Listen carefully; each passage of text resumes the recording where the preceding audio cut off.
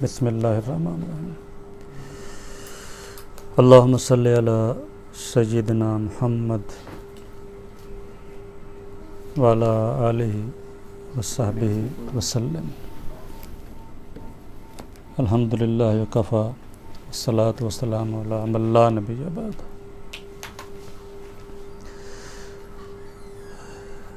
नवा बंद शुरू करेंगे हम। सिर्रे दी सिदके मकाल अक्ले हलाल, खलवतो जलवत तमाशाए जमाल। दर रहे दी सख्त चूँ अलमास जी, दिल बहक बरबंदो बे वसवास जी। सिर्रे अज असरारे दी बर गोय मत, दास्ताने अज मुजफ्फर गोय मत। सिर्रे दी दीन का राज, दीन का राज है। नंबर 1 सिदके मकाल, नंबर 2 अक्ले हलाल, नंबर 3 खलवतो जलवत तमाशाए जमाल। कहते हैं दीन का राज ये है कि इन चीज़ों के मुताबिक चला जाए। ये जो सिफ़ात हैं इन्हें अपनाया जाए, इन चीज़ों के मुताबिक अमल किया जाए। दीन का राज है सिद्क़े मकाल। मकाल कौल, कौल के माना में, इसे हम टर्म में नहव में सर्फ में कहते हैं मस्दर मीमी मकाल। सिद्क़े मकाल बात की सच्चाई। दीन का राज ये है कि इन बात में सच्चाई हो। ये लफ्ज़ी माना है, यानी इंसान सच बोले, सच्चाई का रास्ता इख्तियार करे। फिर दूसरे नंबर क्या है? अक्ले हलाल। अक्ले हलाल, हलाल खाना। अक्ल माना खाना और हलाल हलाल, अक्ले हलाल हलाल खाना। तीसरी चीज़ है खलवत व जलवत तमाशाए जमाल। खलवत और जलवत अल्लाह ताला के हुस्न व जमाल का नज़ारा हो। खलवत में और जलवत में, दोनों सूरतों में अल्लाह ताला का दीदार किया जाए, अल्लाह ताला का नज़ारा किया जाए। पहली चीज़ क्या बताई है? अक्ले हलाल, सिर्रे सिद्क़े मकाल। सिर्रे दीन सिद्क़े मकाल। सिर्रे दीन क्या है? सिद्क़े मकाल। तो दीन की बुनियाद, दीन का असल राज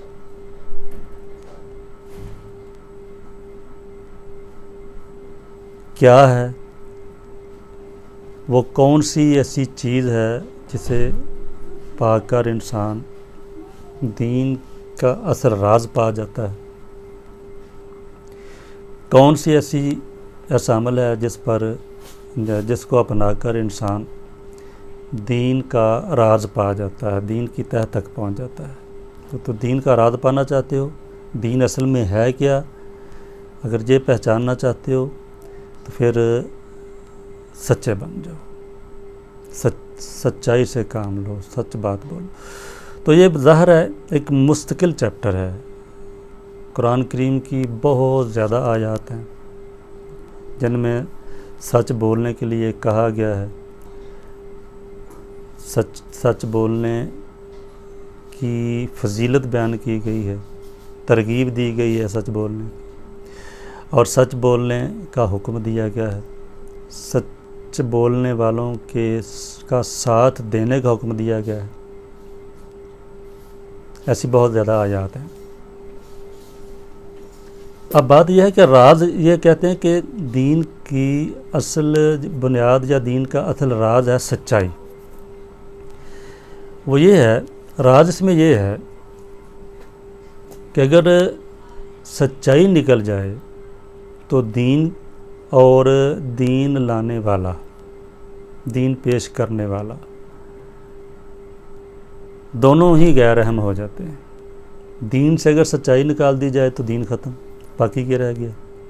झूठ तो कोई भी चला सकता है, झूठा सिक्का तो कोई भी चला सकता है। और दीन पेश करने वाला जो दाई होता है पैगंबर की सूरत में, या पैगंबर के जो वरासा हैं, उलमा वगैरह, औलिया की सूरत में, अगर वो झूठ बोलना शुरू कर देंगे तो फिर भी दीन की बुनियाद गिर गई, दीन ख़त्म हो गया। ये इकबाल जो हैं, ये उन्होंने बताया कि ये असल बुनियाद है, असल राज है। ये पैगंबर सल्लल्लाहु अलैहि वसल्लम ने जब दावत शुरू की थी तो सबसे ज़्यादा जिस चीज़ ने उन्हें मुतासर किया था, इनकार करने वालों को, और सबसे ज़्यादा जो चीज़ आपने पूरे एतमाद के साथ उन्हें पेश की थी, वो आपकी सच्चाई थी। सच बोलना था आपका, आपकी अमानत थी वो। तो इनकार करते थे, दुश्मनी मोल ले रखी थी आपसे उन्होंने, बात नहीं मानते थे, दीन जो पेश कर रहे थे उसे जुटला रहे थे वो लोग। लेकिन आका अलैहिस्सलाम के बारे में क्या था उनका नुक्ता नज़र क्या था कि ये झूठ नहीं बोलते हैं। और आका अलैहिस्सलाम ने जब फरमाया कि देखें, मैंने आप लोगों के दरमियान कितना लंबा अरसा गुजारा है, कितनी लंबी ज़िंदगी गुजारी है, कभी मुझे झूठ बोलते देखा आपने? कभी मैंने आपके साथ झूठ बोला? जो अल्लाह के दीन की तरफ बुलाता है उसका सबसे बड़ा जो कारगर हथियार है, जो काबिल एतमाद बात है उसकी, जिस पर एतमाद किया जा सकता, वो उसकी सच्चाई है। वो अपने तकब्बुर की वजह से, किसी मजबूरी की वजह से, दुनियावी मजबूरियां होती हैं, आपकी बात नहीं मान रहे हैं, ना माने, यानी आपकी बात नहीं मानी जा रही है, कोई भी रुकावट उनके सामने हो सकती है, लेकिन इस बिना पर आपको ना ठुकराया जाए कि यार इसकी बात क्या सुने हम, ये तो झूठ बोलता है। अल्लाह ताला की तरफ जो बुलाने वाला होता है ना, उसकी सबसे बुनियादी खुसूसियत यह है कि वो झूठ नहीं बोलेगा कभी भी। तो पैगंबर अलैहिस्सलाम ने जब उनके सामने पेश किया अपने आप को, वो भी यही बुनियादी नुक्ता था। फरमाया कि मैंने तुम्हारे दरमियान इतनी ज़्यादा ज़िंदगी गुजारी है, कभी आपने इस बात का तजर्बा आपको हुआ कि मैंने कभी झूठ बोला? तो वो कहते थे नहीं। उन्होंने कहा कि नहीं, आपको आज तक झूठ बोलते नहीं देखा। अल्लाह की तरफ बुलाने वाले की दावत की सारी बुनियाद जो है वो ज़मीन बोस हो जाती है जब जो उसके मदऊव हैं, जिनको वो दावत दे रहा है, वो कह दें कि इसकी बात क्या सुने, ये तो कभी सच नहीं बोलता है, इसका क्या है, आज क्या ये कह रहा है, कल और कुछ कहना शुरू कर देगा, परसों से ने ये कहा था। इसलिए फरमाया कि ये राज, असल राज दीन का ये है, सच्चाई जिसे कहा जाता है। तो सच बोलना, सच को इख्तियार करना, सच बोलने वालों का साथ देना, असल दीन ये है। इसमें यह है कि कुरान करीम की आयत तो बहुत ज़्यादा हैं, और जो अहादीस मुबारक हैं, हदीस की जो किताबें हैं उनमें मुस्तकिल बाब बंधे हुए हैं, इन पर मुश्किल चैप्टर हैं। तो एक दो हदीस ज़ाहिर है बयान करना कर देनी चाहिए, करना ज़रूरी है, जिसमें यह है कि झूठ की बुराई, झूठ की कबाहत हमारे सामने आ जाए और सच्चाई की अच्छाई हमारे सामने आ जाए। नबी अलैहिस्सलाम ने फरमाया, कोई आदमी जब झूठ बोलता है ना, इज़ा काज़िबल अब्द, कोई आदमी जब झूठ बोलता है, या तबाद अनहुल मलक,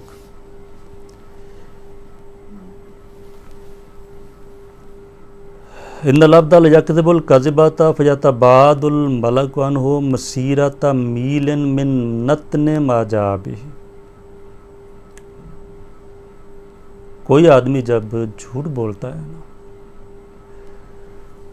तो उस वक़्त फ़रिश्ता रहमत का जो उसके साथ होता है, फ़रिश्ता उससे 1 मील दूर चला जाता है। मसीरत मीलन, जैसे ही जो रवायत है यही है, वो 1 मील दूर हट जाता है। मिन नतने मा जा बिही, उसने जो झूठ बोला है ना, उस झूठ से उठने वाले ताफुन से, बदबू से। बड़ी प्यारी हदीस है, मुझे ये बहुत अच्छी लगती है, क्योंकि इसमें बहुत ही गहरी हकीकतें बताई गई है। इसमें एक बात तो ये बताई गई है कि जिस तरह फ़िज़िकल चीज़ों में खुशबू और बदबू होती है, फ़िज़िकल चीज़ें ख़राब हो जाती हैं, मसलन गोश्त ख़राब हो गया, बदबू उठना शुरू होगी, सालन ख़राब हो गया, सड़ांध उठनी शुरू हो जाती है, उसमें बदबू आना शुरू हो जाती है। फिर वो जितना ज़्यादा ख़राब होता जाता है उतनी बदबू ज़्यादा फैलती है, और वो हत्ता कि बसाव का कई चीज़ों की बदबू इतनी सख्त होती है कि वो एक लम्हा भी बर्दाश्त नहीं होती, सर चक्कर आने लगता है, घी ख़राब हो जाए, कोई भी खाने वाली चीज़ ख़राब हो जाए। तो ये तो वो चीज़ें हैं जो महसूस करते हैं ना, खाने वाली चीज़ें, फ़िज़िकल चीज़ें हैं। लेकिन ये बात तस्लीम कैसे की जाए कि जो चीज़ फ़िज़िकल नहीं है, ठीक है ना, यानी क्या कहते हैं, लतीफ़ चीज़ है, सबटल चीज़ है, आप उसको छू नहीं सकते, आप देख नहीं सकते। तो आपकी आवाज़ में ये तो हो सकता है कि आपकी आवाज़ तेज़ हो, आहिस्ता हो, करख्त हो आवाज़, प्यारी लगे आवाज़ आपकी, बुरी लगे।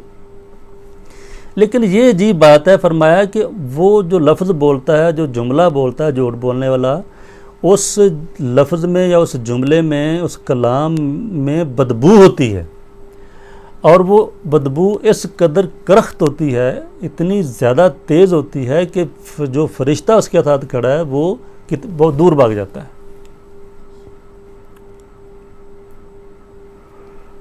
इसका मतलब ये भी हुआ, हमने जब पीछे पढ़ा कि सोख्तन में बायद अंदर हवास, तो हमारे हवास हैं, जब इनकी तरबियत हो जाती है ना, हमारे हवास खमसा जो हैं, इनकी जब तरबियत हो जाती है तो फिर इंसान जो है वो बेश हसासियत का मालिक बन जाता है, यानी सेंसिटिव हो जाता है, ज़्यादा सेंसिटिव हो जाता है। फिर ऐसा होता है कि कुछ चीज़ों का आम आदमी को पता नहीं चलता, लेकिन वो उसको पता चलता है। कुछ चीज़ों की बुराई और आदमी किसी आम लोगों को महसूस नहीं होती, उसे महसूस होती है। हमारी किसी आदमी की आंखें इतनी हसास होती हैं कि आम आदमी जो है उसको कोई चीज़ नज़र नहीं आ रही, वो दूसरे को उसको फ़ौरन नज़र आ जाती है। किसी की जिल्द इतनी हसास होती है कि आम आदमी को पता नहीं चलता कि उसको कीड़ा काट रहा है उसके जिस्म पर, लेकिन उसको थोड़ा सा हाथ लग जाए चींटी ऊपर चढ़ जाए, रेंगना शुरू कर दे, तो फ़ौरन उसको महसूस हो जाता है कि मेरे जिस्म पर कोई चीज़ चढ़ गई। इसी तरह हमारे ये बातनी हवास हैं, हमारे सूंघने की हिस्सा है, हमारे चखने की हिस्सा है। किसी को कितनी भी बद जायका चीज़ आप दे दें, वो मुंह में रखेगा, खा जाएगा आराम से, उसको पता नहीं चलेगा। और किसी कोई इतना हसास होता है कि उसको को जायका अच्छा ना हो तो वो उस चीज़ को देखना भी पसंद नहीं करेगा, ज़बान से नहीं लगाएगा वो। इसी तरह हमारे बातनी हवास हैं। कोई ऐसे होते हैं वो इस हद तक गिर चुके होते हैं इंसानियत के मर्तबे से कि उनके यहाँ झूठ और सच में कोई फ़र्क नहीं रह जाता है। वो उनको पता नहीं चलता कि मैं झूठ बोल रहा हूँ, मैं फ़रेब कर रहा हूँ, किसी को दे रहा हूँ, मैं किसी को दगा दे रहा हूँ, मैं धोखा दे रहा हूँ। वो कहता है कोई बात नहीं, इसको कह दिया मैंने, उसको ऐसे किया, दूसरे के पास गया, उसे कहा कि मैंने उसको ऐसे चकमा दिया, तीसरे के पास गया, उसको मैंने उसको ऐसे चकमा दिया। वो सारा दिन अपनी बहादुरी के गुण गाता रहता है, बताता रहता है कि मैंने किस किस तरह फला लोगों को चकमा दिया। उसकी क्या कहते हैं वो, मैं तो बस 1 मिनट में उसको ऐसे कर दूंगा, कोई बात नहीं।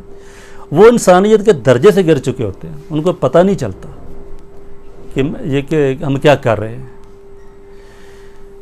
इसी तरह एक मोमिन आदमी, अल्लाह ताला के साथ लौ लगाने वाला आदमी, शरीयत पर अमल करने वाला आदमी जो है, वो अमल करता करता उसके हवास इतने सेंसिटिव हो जाते हैं ना कि जिससे आम आदमी जिस बात को झूठ नहीं समझता है ना, उसे उससे बदबू आती है। ऐसे ऐसे लोग भी हैं कि जो हर वक्त झूठ बोलते हैं और हर वक्त झूठ सुनते हैं, उन्हें पता नहीं, कभी महसूस ही नहीं करते कि हम झूठ बोल रहे हैं। और ऐसे भी होते हैं जो एक दफ़ा ज़िंदगी में किसी से झूठ बोलना, किसी से झूठ सुन लें तो फिर वो पलट कर उसकी तरफ देखते भी नहीं हैं। उनको वो एक क्राइटेरियन बना लेते हैं उसके बारे में। वो कहते हैं कि नहीं, ये झूठा आदमी है, इस पर एतमाद नहीं किया जा सकता, इस पर एतबार नहीं किया जा सकता। तो आपने फरमाया, यानी ये 2 चीज़ें हमारे सामने आ गई कि हमारे जितने सेंसर हैं, बातनी हवास जिन्हें हम कहते हैं, इनर सेंसर जिन्हें कहा जाता है, वो इतने हसास हो जाते हैं जब ईमान की दौलत से, जब अल्लाह की तरफ से हमारा ध्यान हो जाए, अल्लाह के साथ लौ लग जाए, कि छोटी सी छोटी जो बात जिसमें झूठ का शैबा तक होता है ना, थोड़ा सा शैबा भी हो, वो महसूस हो जाती है और बदबू आती है। असल बात यह है कि झूठी बात से उसके नथनों तक बदबू पहुंचती है, आम आदमी को पता ही नहीं चलता है। तो जितना जितना इंसान इबादत करता जाएगा, अल्लाह के रास्ते पर चलता जाएगा, वो फरिश्तों के साथ मुशाबहत इख्तियार करता जाएगा। जितनी जितनी फरिश्तों के साथ मुशाबहत उसकी होती जाएगी, उसी तरह उसके जो हवास हैं ना, वो भी फरिश्तों जैसे होना शुरू हो जाएंगे। तो जिस तरह फरिश्ता झूठे आदमी की बात सुनकर उसे बदबू आती है, वो दूर भाग जाता है, इसी तरह वो आदमी जो अच्छा हो जाता है, नेक सीरत हो जाता है, नूरानी हो जाता है, रूहानी हो जाता है, उसे भी झूठ से, फरेब से और इस जैसी जो वाहियात हैं उनसे नफ़रत होना इसीलिए शुरू हो जाती है कि उसे बदबू आती है। हकीकत में बदबू आना शुरू हो जाती है। ये एक मकाम है जहाँ इंसान पहुँच जाता है तो उसको वाक़अतन ऐसी बातों से बदबू आना शुरू हो जाती है। और फिर मुझे पता चल गया कि बातों में भी बदबू होती है, कलाम में भी बदबू होती है, सिर्फ ज़ाहरी चीज़ों में बदबू नहीं होती, उन चीज़ों में भी बदबू होती है जो नज़र नहीं आती है। ये एक हदीस है, हज़रत आयशा रज़ी अल्लाह ताला अन्हा फरमाती हैं, मा काना मिन खुलुकिन अबग़दा इला रसूलिल्लाहि सल्लल्लाहु अलैहि वसल्लम मिनल कज़िब मत्तला अला अहदिन मिन ज़ालिका बिशैइन फयख़रुजु मिन क़ल्बिही हत्ता यअलम अन्नहु क़द अहदस तौबतन। रसूलुल्लाह सल्लल्लाहु अलैहि वसल्लम के यहाँ सबसे ज़्यादा जो काबिल नफ़रत अखलाक की हालत थी वो थी जिसे झूठ कहा जाता है। यानी आप सल्लल्लाहु अलैहि वसल्लम को झूठ से सबसे ज़्यादा नफ़रत थी। ये है वो चीज़ जो मैं अभी बताने वाला था, पहले इसकी तरफ इशारा हुआ है। फरमाती हैं कि किसी आदमी के बारे में जब पता चल जाता कि उसने झूठ बोला है, रसूलुल्लाह सल्लल्लाहु अलैहि वसल्लम जब किसी आदमी को सुन लेते कि वो झूठ बोल रहा है, जो उसने झूठ बोला है, तो फरमाते हैं कि वो बात आका अलैहिस्सलाम के दिल से निकलती नहीं थी। कभी किसी के बारे में सुन लिया कि उसने झूठ बोला है, तो आपको इत्तला हो जाए, अगर पता चल जाए कि फ़लाँ ने झूठ बोला है, फरमाती हैं आपके दिल से वो बात निकलती नहीं थी। उस आदमी का जो सरापा है ना, वो हमेशा आपके सामने रहता था, उसकी बात आपके दिल में खटकती रहती थी। उस वक्त तक आपके दिल में रहती थी वो बात, उससे नफ़रत का इजहार करते थे, परेशान होते थे कि उसने ऐसा क्यों किया है, जहाँ तक कि आपको पता ना चल जाता कि उसने तौबा कर ली है। अगर इत्तला मिल जाती कि वो उस आदमी ने को महसूस हो गया था कि मैंने झूठ बोला है, एतराफ़ कर लिया था मैंने झूठ बोला है, और फिर उसने तौबा की है कि मेरी तौबा आइंदा मैं झूठ नहीं बोलूँगा, जब आप तक ये इत्तला पहुँच जाती कि उसने तौबा कर ली है, फिर आप उस दिल से निकालते थे। अदरवाइज़ आप महसूस करते रहते थे कि ये कितना बड़ा गुनाह है। तो झूठ बहुत बड़ा गुनाह है। दीन, इकबाल फरमाते हैं, सिर्रे दी सिद्के मकाल। ये सिर्रे दी क्यों बना? इसलिए कि दीन किसने हमें किसने बताया कि ये दीन है? अल्लाह ताला का तारुफ हमें किसने करवाया? दीन हमें किसने दिया? नबी सल्लल्लाहु अलैहि वसल्लम ने। तो नबी अलैहिस्सलातु वस्सलाम ने बुनियाद किसको बनाया? अपनी दावत की। फरमाया कि देखो, मुझे देखो। अगर आपका तजर्बा है कि मैंने कभी झूठ बोला हो तो ठीक है, आप मेरी बात ना माने। तो वो उन्होंने कौम ने बयक ज़बान कहा था कि मा जर्रबना अलैका मिन कज़िब। हमारा कहते थे कि हमारा तजर्बा ऐसा नहीं है, आज तक ऐसा नहीं हुआ कि आपके बारे में सुना हो किसी से या देखा हो आपको झूठ बोलते हो। तो बुनियाद ही क्या है दीन की? सच, सच्चाई, सिदक। ये है राज दीन का। दीन का राज ये है कि सच्चाई है तो दीन है, सच्चाई नहीं तो दीन नहीं। खा कितना भी इंसान तबलीग करता रहे, कितना बड़ा मुबल्लिग बन जाए, कितना बड़ा मुकर्रर बन जाए, कितना बड़ा ठेकेदार बन जाए दीन का, सच नहीं है उसके लहजे में, सच नहीं है उसके कलाम में, तो दीनदार नहीं होगा। दूसरी है अक्ल हलाल।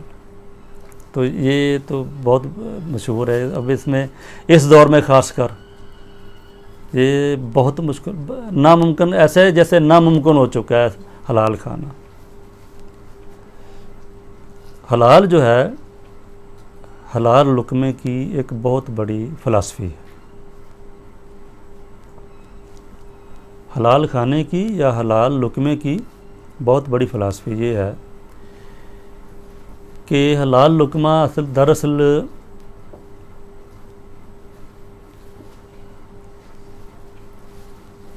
हमारे क्या कहते हैं, जेनेटिक कोड में चला जाता है,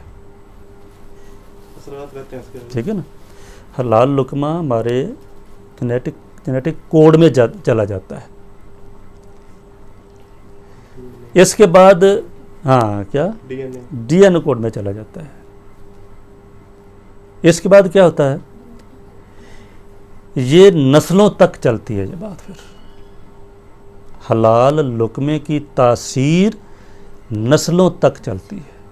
इसी तरह हराम लुक़मे की तासीर भी नस्लों तक जाती है।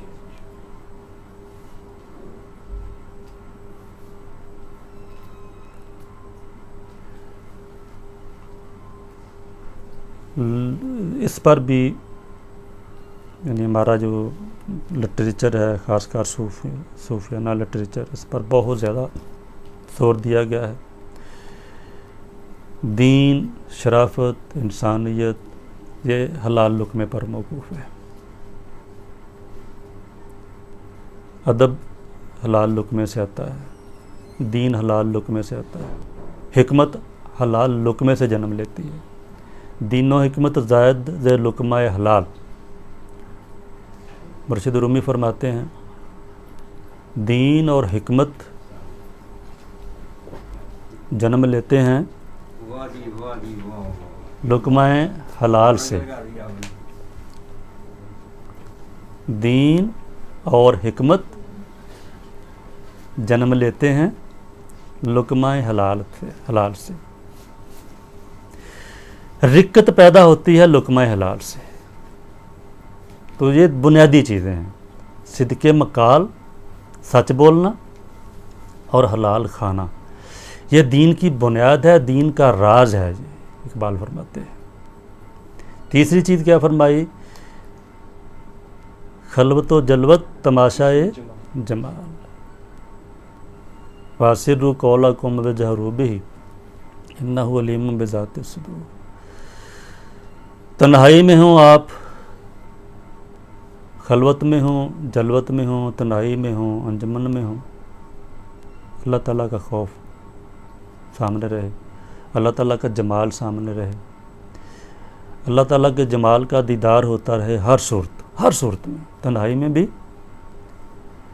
और अंजमन में भी, खलवत में भी, जलवत में भी।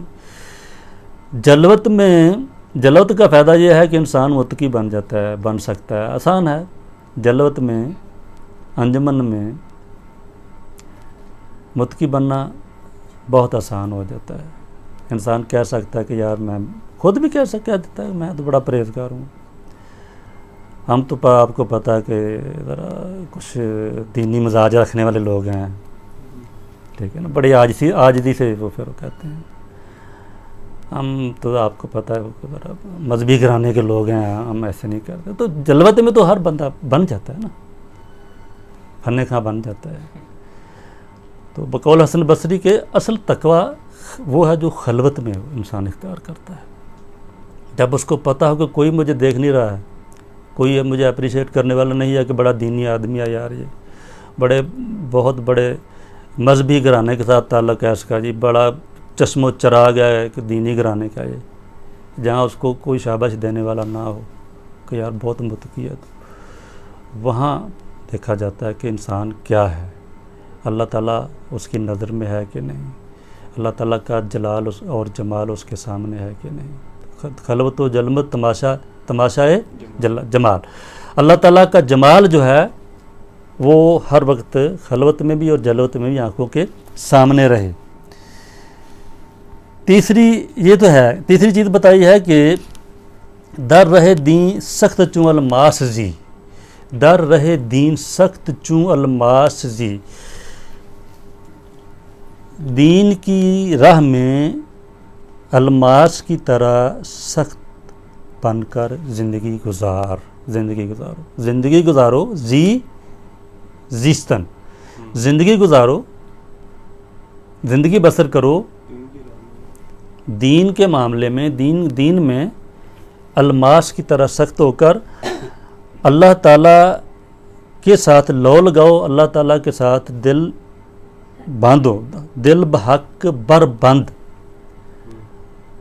दिल अल्लाह ताला के साथ लगाओ और बेवसवास जी इस तरह ज़िंदगी गुजारो कि कोई वसवसा ना आए दीन के बारे में, कोई शक, कोई तरद्दुद, कोई तज़ब्ज़ुब, डर ना आए आपके यकीन में, राह ना पा सके कोई भी वसवसा। अलमास क्या होता है?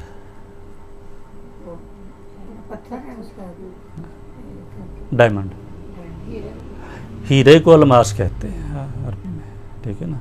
तो जो हीरा जो है ये बहुत सख्त पत्थर होता है, सख्त तरीन पत्थर जिसे कहते हैं अलमास है, तकरीबन सबसे ज़्यादा सख्त होता है, कीमती तो है ही।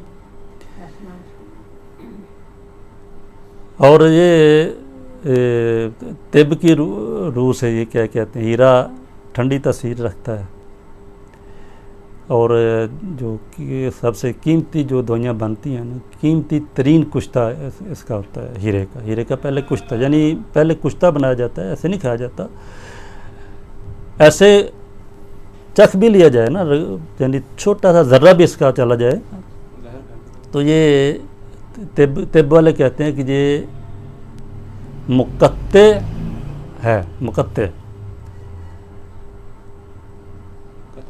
यानी जब ये मैदे पे चला जाएगा ना तो मैदे को काटना शुरू कर देगा, काट देता सबको। यही वजह है कि जो बड़े लोग थे ना पहले, उनकी वो जो ये होती हैं अंगूठियाँ, उनमें वो हीरे की कन्नी रखते थे, हीरे का एक टुकड़ा रखते थे।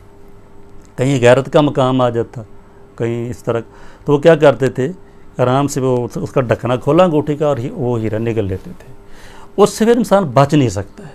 वो मैदे में चला गया तो जाते ही तहो बाला कर देगा सारा निज़ाम, काट कर रख देगा आंतें भी और मैदा भी सारा। हाँ, ये जो शीशा काटते हैं ना, उसमें उसके में आगे थोड़ा सा लगा होता है, कलम के साथ काट देता है उसको, हीरे को।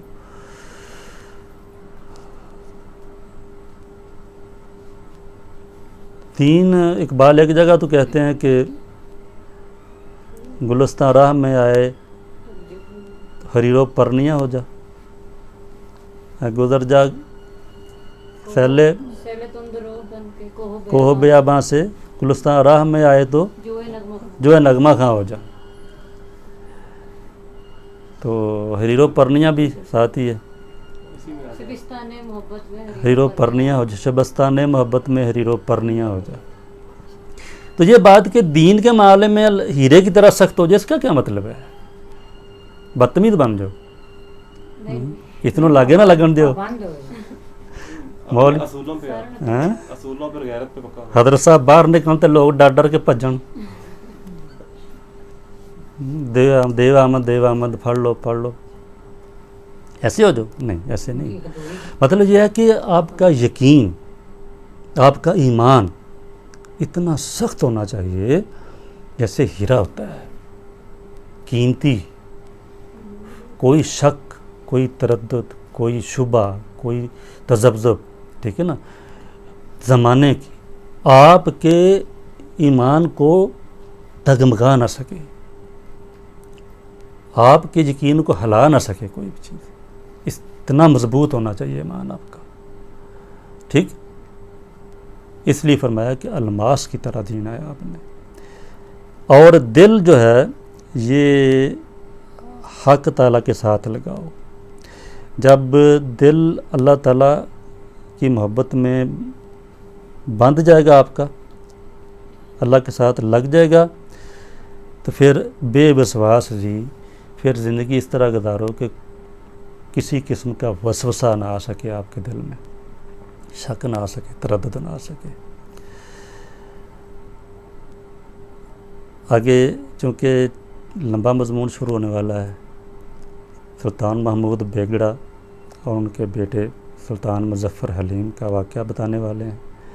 तो वो चूँकि एक तारीख़ है और वो थोड़ी सी डिटेल में भी मुझे जाना होगा बताने के लिए कि ये कौन है सुल्तान मुज़फ़्फ़र हलीम। इसलिए आज का दर्स हम यहीं पे ख़त्म करते हैं। अगला दर्स जो है वो